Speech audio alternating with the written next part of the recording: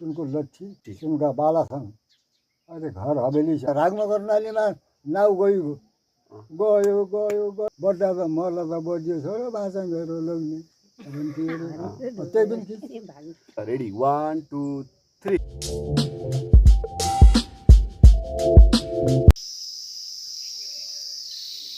के छ सबैजना म चाहिँ आज मेरो 3-4 वर्ष पुरानो सोच भनौँ या प्लान भनौँ त्यो चाहिँ एक्जिक्युट गर्न आँटेको छु जहाँ पेन्डेमिकको टाइममा हाम्रो घरको ग्रान्डफादर चाहिँ एकदमै सिक हुनुहुन्थ्यो त्यो टाइममा चाहिँ मैले उहाँसँग एउटा रिक्वेस्ट गरेको थियो तपाईसँग एउटा सानो कन्भर्सेसन गर्नु छ भनेर र उहाँले मलाई सन्चो हुनुहुन्थ्यो यदि म बाँचे भने चाहिँ गर्नुपर्छ भन्नुभएको थियो अहिले लगभग 3-4 वर्ष नै बितिसक्यो मैले चाहिँ त्यो 3-4 वर्षको अन्तरालमा चाहिँ धेरैचोटि सोचेँ कुनै एउटा इन्डोर टाइपमा होस् या कुनै मजाले बसेर एउटा प्रोफेसनल वाइजमा गरौँ भन्ने आँटेको थिएँ तर के कारणवश त्यो सफल हुन सकेन सो आज चाहिँ म जे जस्तो भए पनि यो क्यामेरामा चाहिँ केही न केही कुराहरू क्याप्चर गर्छु भनेर आएको छु भिडियोलाई अन्तसम्म हेर्नु होला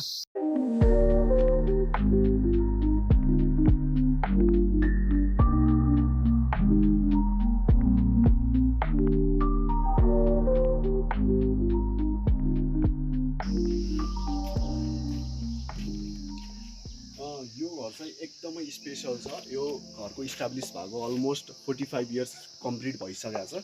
यो घरबाट मेरो ड्याड र उहाँको 2 भाइ 3टा फुपूहरूको जन्म पनि भइसकेको छ र यहाँ अहिले चाहिँ बाजे बजेहरू नै बस्नुहुन्छ सो म जे जति कुरा गर्नु छ यही घरमा बसेर गर्नेछु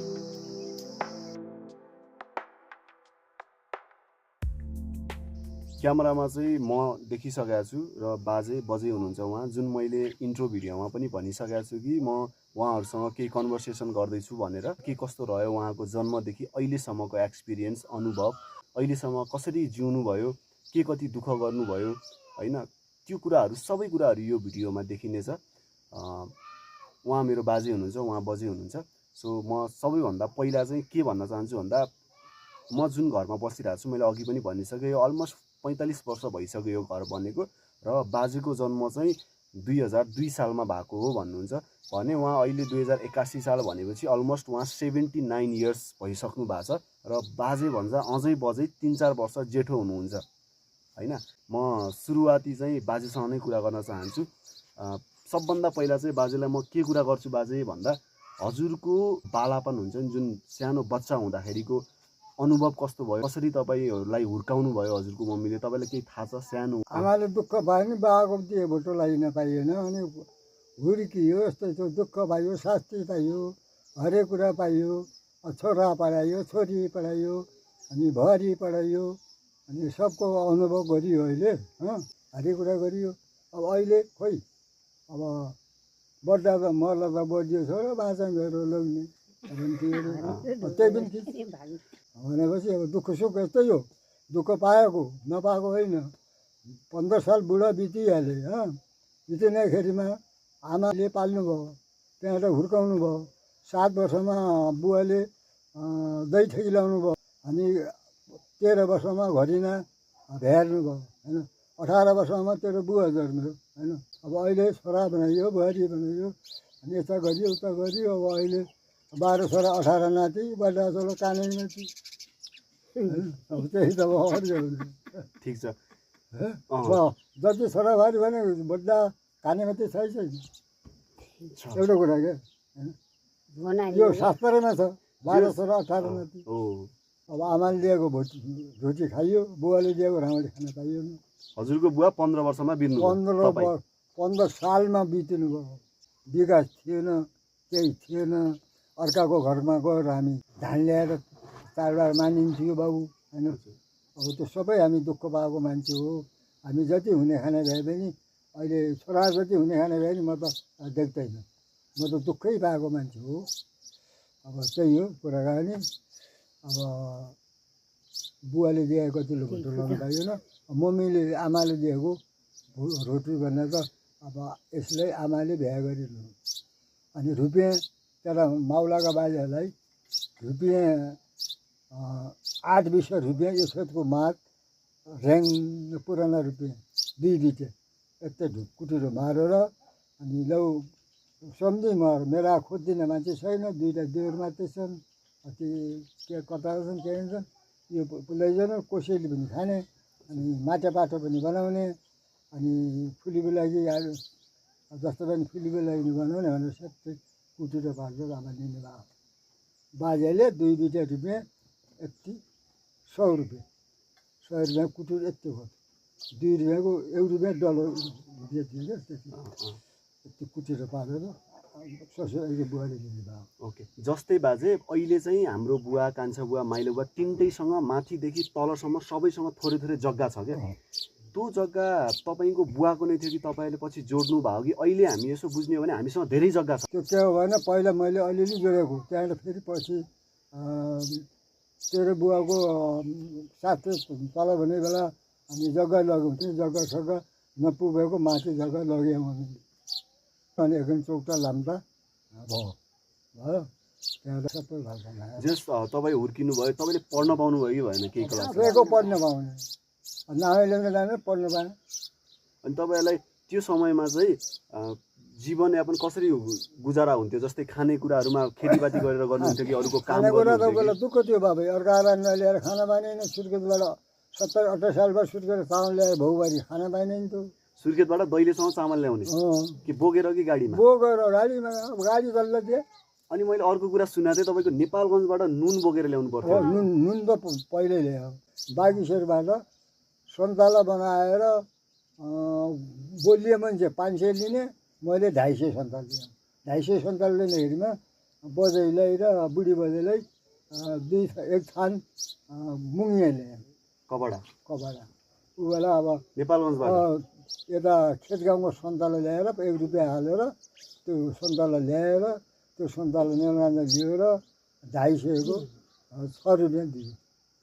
6 रुपियाँ 6 रुपियाँ 5 रुपियाँ 5.5 रुपियाँ हालेपछि 18-19 हात मुङ्गे पाइन्थ्यो मुङ्गे लाउँथ्यो नि कुनै माथि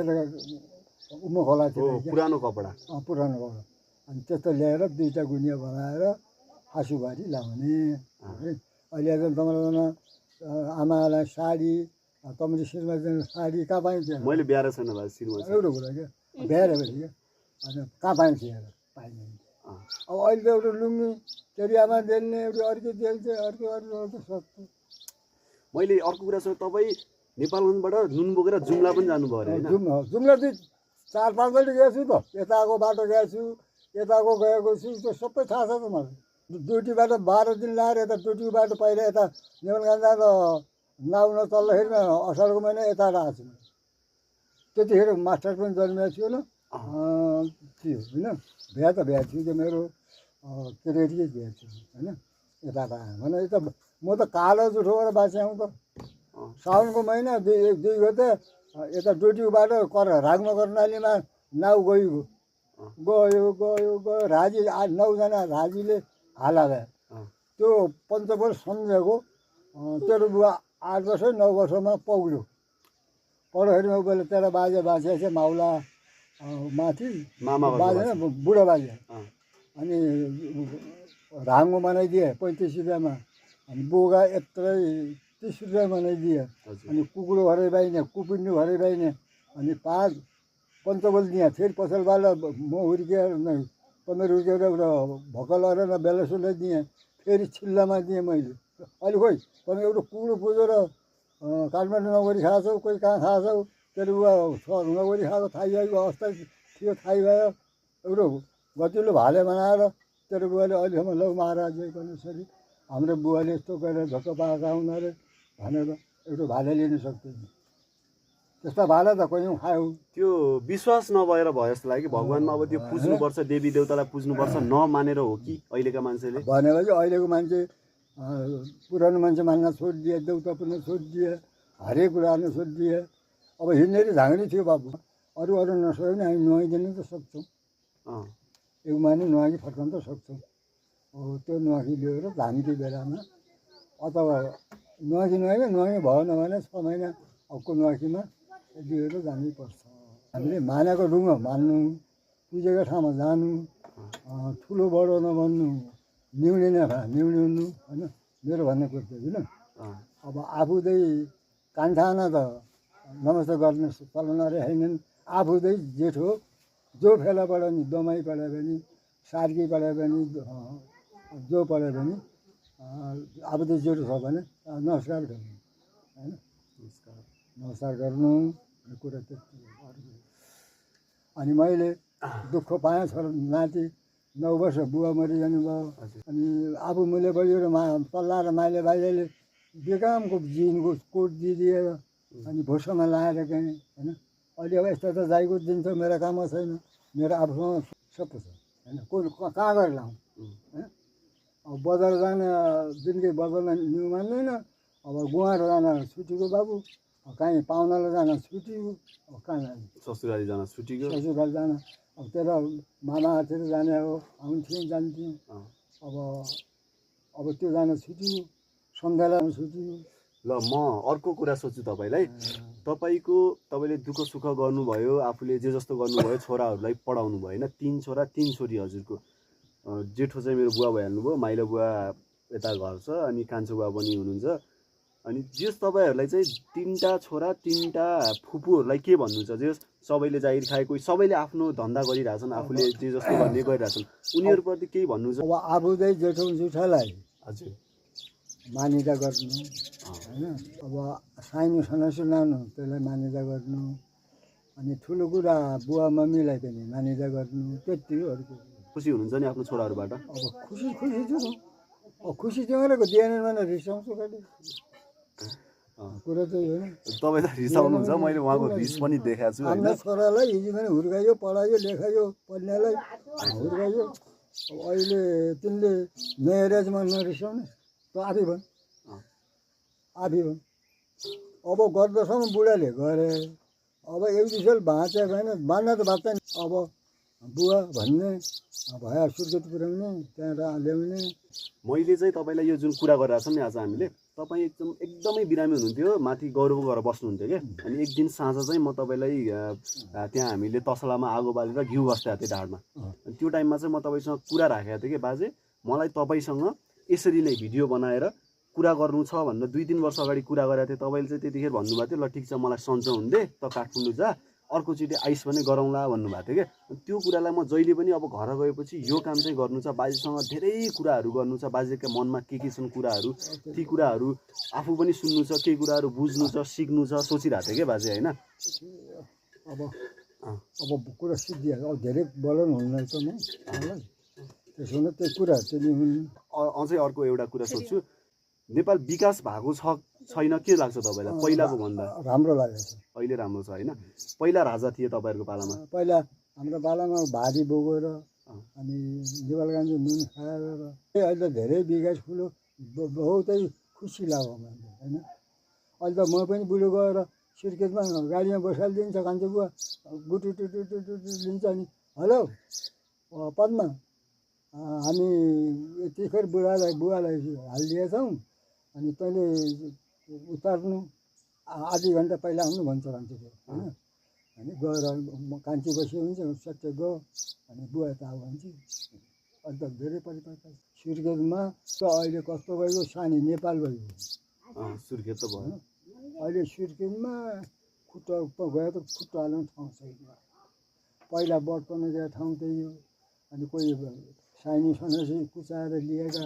लुग्न जाने ठाउँ त्यही हो होइन। त्यहाँ औलो लाग्छ औलो लाग्छ भनेर अनि त्यो कुरा कहिले गरे भने हाम्रा केसीका ससुराले कुरा हाले एकदिन। अहिले उनीहरू भैर थानामा हेड भइदिए, सुनको लट्ठी सुनका बालासँग अहिले घर हवेली छ होइन। अनि केसीले काहीँ मामा सन्चै हुनुहुन्छ कि अहिलेसम्म फोन गरेँ। अरू ठिक छ, म खुसी छु। अब छोराहरूलाई मलाई यो दिएन भनेर मैले नभनेपछि कोहीले भने त्यही गरेर जाने त पर्छ मेरो छोरा होइन। तपाईँले जो सबै नाति पनाति सबै देखिसक्नु भयो होइन। अब चाहिँ अब हामीलाई चाहिँ के भन्नुहुन्छ तपाईँलाई, मलाई के भन्नुहुन्छ?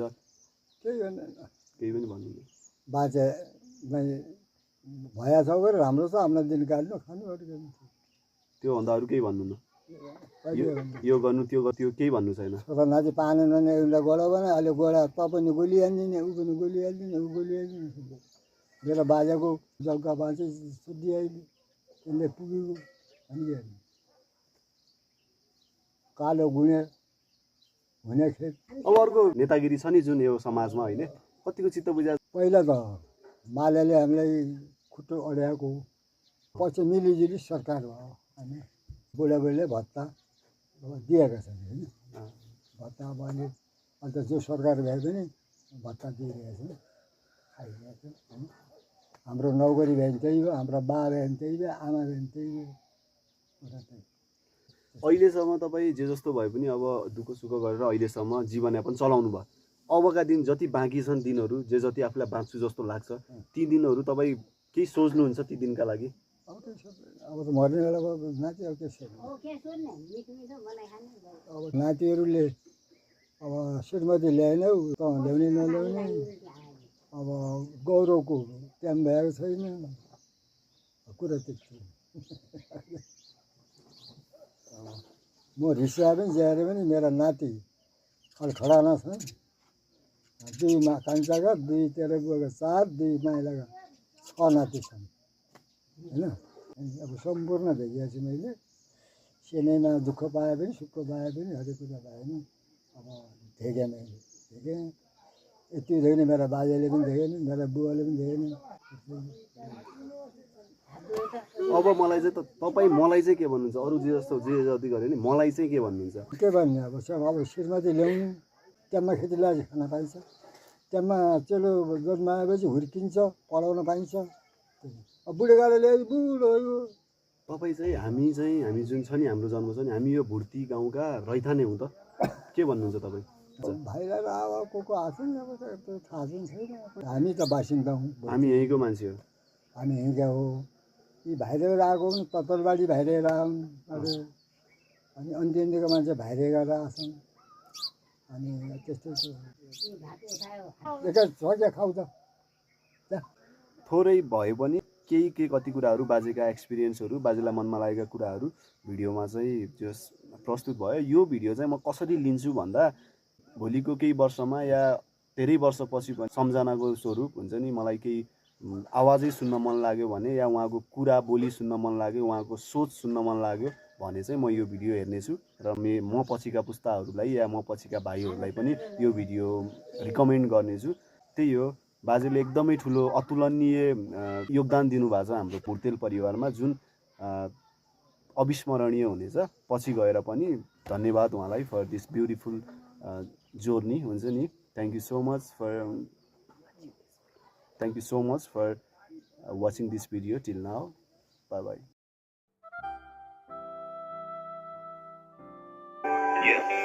I'm a use so I use Johnny give me no seat I stabbed in one I could that's a